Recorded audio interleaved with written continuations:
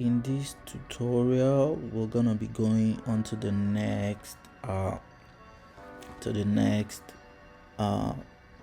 window there. I'll undock it, and these are called your Nurbs. Nurbs. Nurbs. Okay, so these Nurbs are like pretty cool. Okay, let's get it started. So I'll start with this hyper Nurbs. So what the hyper Nurb does is pretty much your subdivision. So, and let me illustrate that by let's add in a cube. We have a cube in here, right?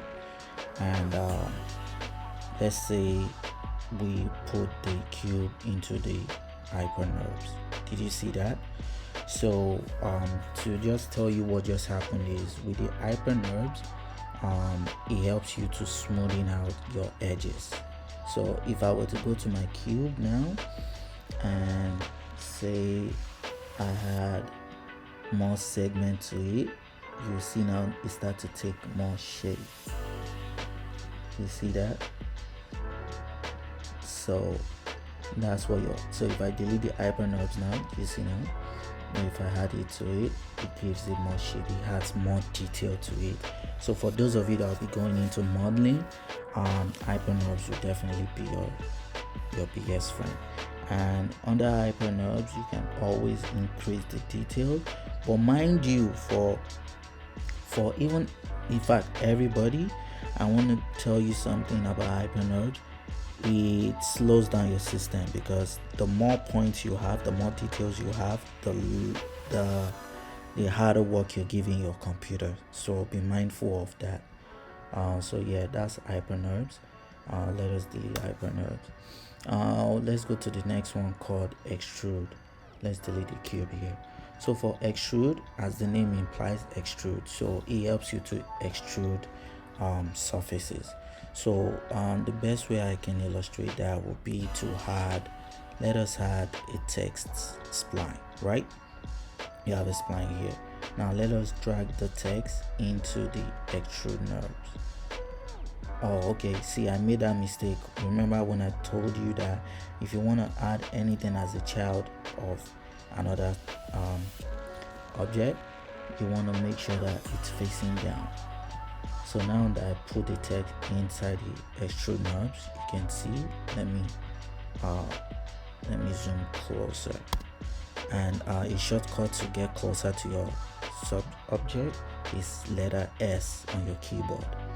So now I'm going to rotate on it, so you can see that if I uncheck the extrude, now you see only the spline. Or if I pull back the extrude, you can see now it's extruded it. And the cool thing about this is, if you go to the attributes, you can always increase the extrusion. See that right there? And to be honest with you, I think this can even go to infinity. Let's type in 5000.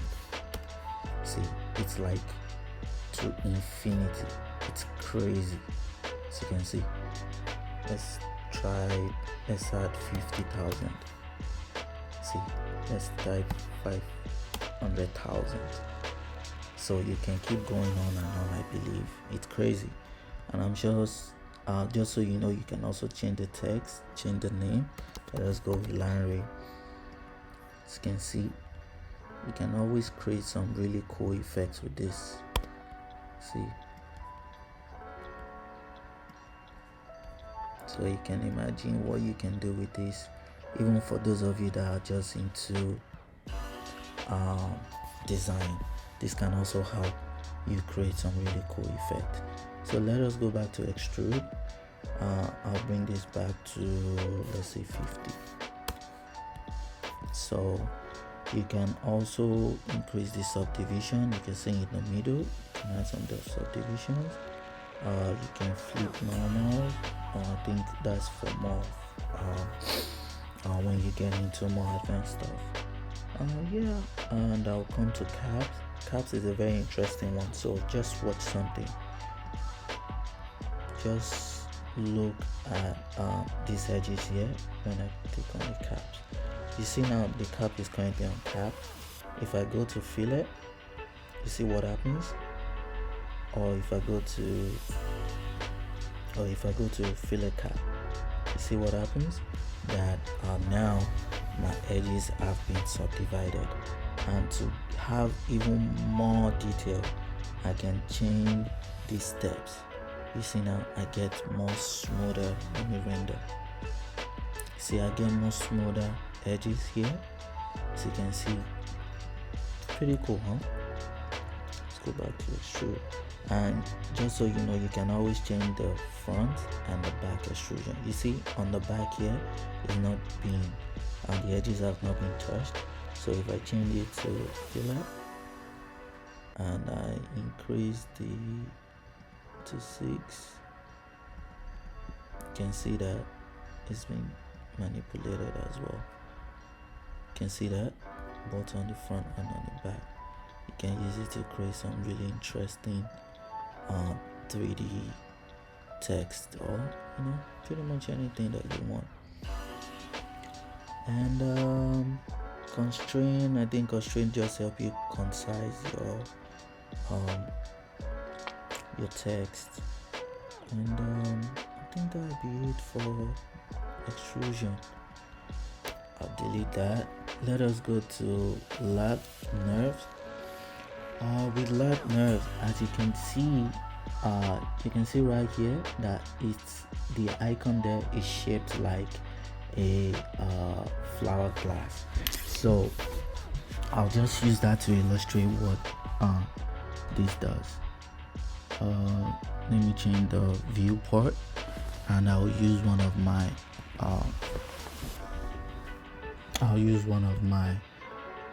tool here. Let's use Bezier. So I'll change to a bigger. So with left, what it does is it takes a shape that you've drawn, and it uses that, it extrudes it out and kind of makes it a full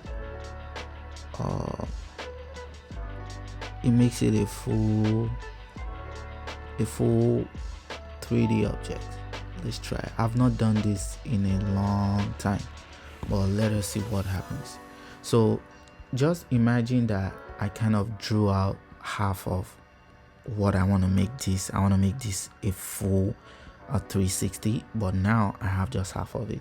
So if I pull the spline into my left, can you see now it makes it a full 360 of it. So now if I go to my perspective view, you can see here,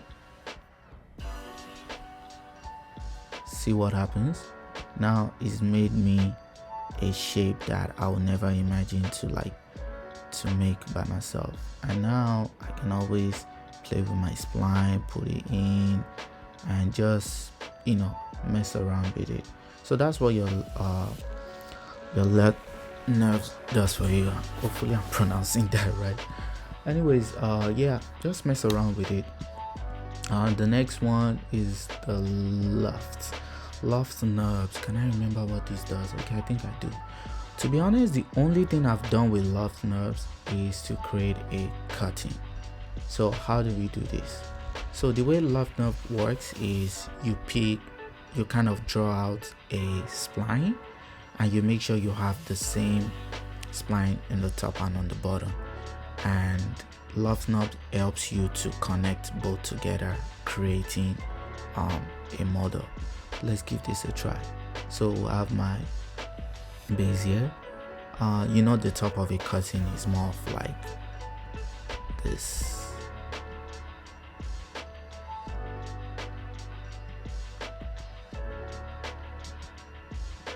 So like I said, just imagine we're having the top of a cutting. Okay, cool. We have that, right? So now we have just one. So let's come to the front view. We're gonna make sure to duplicate. We'll make sure to duplicate our spline. Now don't forget what I said. To duplicate, you can always draw, just hold on command or control and drag it out. Now it's created a new spline. So now one of the spline, make sure that you're not on this right here, because this right here means that, as you can see, it shows point. It means that you want to be dragging on only individual points, but we want to drag on everything. So let's switch to this, and now we can drag this upwards. So you see now that we have two identical splines, one on the top, one on the bottom, to better show that. See that here. So what the Loves Nurbs will do for you now, check this out. Now let us select bowl and put it inside your love. Do you see that? You see that? So now it's created sort of a connection between these two and creating a polygon inside of them. So these right here are called polygons. So that's what your Love Nub does. Cool, right? What's there again? Sweep Nurbs. This is a very interesting one that you probably use a lot for those of you that would want to get into 3D motion graphics. So with the Sweep Nurbs, let us say you have, I really haven't done this in a while, if I'm being honest, but I think I remember. So let us say you have a circle shape, right? You have a circle shape. Let us reduce the scale, make it smaller, and you have another shape. Let us say you have a rectangle. So now what the Sweep Nub would do for us, or is about to do for us, is we want to have sort of a polygon shape, like, but with a circular shape going in this rectangular shape. It's hard for me to explain, but let me demonstrate. I'm not sure which one you have to put first, but I think the bigger one that you want to have should be the one first, then you had the smaller one. Sorry, like that. Okay, I think that it was supposed to be reverse. So we'll put this circle, then we have, okay, cool. So you see that we have the shape of it being circular, which is this circle here, but the rectangle is what we're going for. So now I can manipulate my circle to however it is that I want, and it will take that shape. So that's what your Sweep Nurbs will do for you. And inside of here, with the Sweep Nurbs, in its properties, you can change it to however you want. Illness details to where you can reduce the top, and you can always click in the middle and mess around, see how it's kind of taking a totally different shape. You can add as many shapes as you want. It's pretty crazy, right? See, so you can use this to like create as many shapes that you want. It's really cool. And you can change the end scale, and you can change its rotation. You can play with the stats growth, so you can animate the growth. It's amazing what these things can do. So that's that with the Sweep Nurbs. And the last one, Bezier Nurbs. These, I believe you can just use it to manipulate stuff. I click on the in fact, let us just leave this for now, to be honest. We'll treat this in more advanced stuff. And that is it, guys, with your Nurbs panel, and I'll talk to you guys in the next tutorial. Make sure you practice and ask any questions. Talk to you guys soon. Ciao.